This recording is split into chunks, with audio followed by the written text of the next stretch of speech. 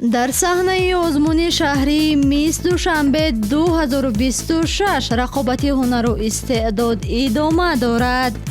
мисс Душанбе 2026 ҷое ки орзуҳо ба саҳна меоянд, саҳнае ки зебоӣ ва ҳунар бо ҳам тавъам мегарданд.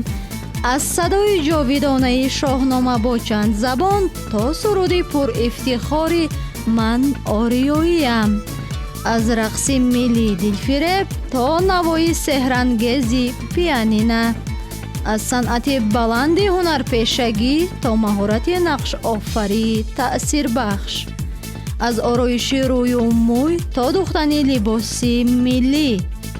иштирокчиён бо истеъдоди худ ҳайати ҳакамонро ба ҳайрат гузоштанд. мисс Душанбе 2026 идомаи рақобати духтарони бо истеъдоди пойтахт ки ба даври нимниҳоӣ роҳ меёбад. инро шумо шоми ҷумъа, шанбе ва якшанбе соати 21:30 танҳо ва танҳо аз телевизиони Душанбе хоҳед дид.